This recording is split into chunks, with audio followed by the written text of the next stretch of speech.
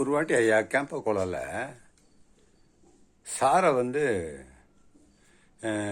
சாரை வந்து என்ன பண்ணிச்சு, அந்த மாடு ஒரு ஒரு உத விட்டுச்சியா கேம்பில். இந்த விரும்மாண்டி படத்தில் வந்து மாடு சீன் தானே நிறைய வரும், மாடு பிடிக்கிற மாரி தான். விட்டோன்னே அவள் தான் அப்படியே ஆடிட்டார்.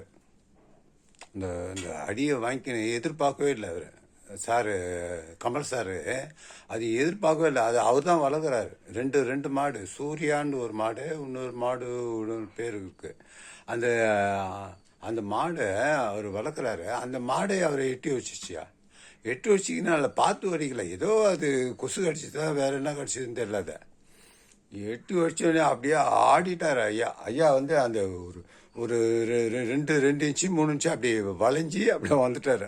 அதே இதில் வந்துட்டு அந்த கையை வச்சுன்னு அப்படியே பண்ணினேங்கிறாரு பாவம் அவர்.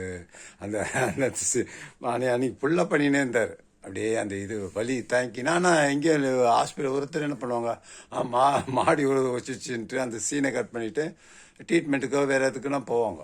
ஐயா அப்படி இல்லை, அப்படியே இது பண்ணிக்கிறார்.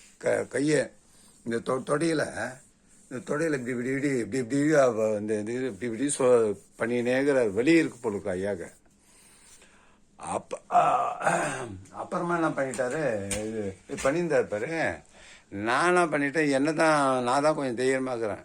அந்த மாடுகிட்ட போகணும். ஏன்னா நாங்கள் பங்காளின்னா எங்கள் பின்னாடி இப்போ நாயினா வந்தால் ஒரு சொந்தக்கு தெரிஞ்சுங்க வந்தால் குலைக்கக்கூடாது, கடிக்காது. அதுமாரி மாடு எங்கள் பின்னாடி வந்து நிற்கணும். கேமரா முன்னாடி இருக்குது. எங்கள் முன்னாடி நிற்கிறதுனால அந்த கேமரா முன்னாடி இருக்கனால நாங்கள் அப்படியே நிற்கணும். மாடு பின்னாடி வரும். இதெல்லாம் நினைக்கக்கூடிய காரியமா அது? என் கூட பழகினா கொண்டா பரவாயில்ல. இந்த மாடு அது பார்த்தா அப்படியே கொம்புலாம் பெருசாக இருக்குது. தூக்கி குடிச்சுன்னா அவ்வளோதான். நம்மள ஊனம் தானே. இப்படி இருக்கும்போது என்ன பண்ணிட்டாரு, அந்த சீனில் நடிக்கிறதுக்கு யாரும் எல்லாம் ஓடிடுறாங்க, எஸ்கேப் ஆயிடுறானுங்க, சரியாக பண்ண மாட்டுறாங்க.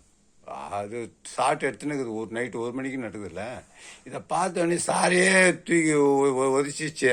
நம்ம மாத்துறோம் அப்படின்ட்டு நான் எஸ்கேப் ஆகிட்டேன். எஸ்கேட் ஆகினோடனே என்னை வந்து அந்த மாடு பிடிக்கிற மாரி என்னை பிடிச்சின்னு வந்தார். சுற்றி தேடி எனக்கு அப்படியே அந்த மாப்பிள்ளை தோழன் இந்த மணவரையில் சுற்றி வரானே அதுமாரி கையை பிடிச்சிக்கின்னு ஒரு 100 அடி தூரத்துலேருந்து என்னை இட்டுன்னு வர்றார். நைட்டு 1 மணிக்கு இட்டுன்னு வந்து இங்கே நில்லுன்னாரு. எனக்கு இங்கே நில்லுன்னொடனே எனக்கு பயம் வந்துச்சு. நம்ம சொல்லு கூட இருக்காது போலுக்கு நினச்சிக்கிட்டு. அப்புறம் என்ன பண்ண, நான் அந்த மாடுக்கு எள்ளுலாம் கொடுக்குறாங்க, வெல்லம். அந்த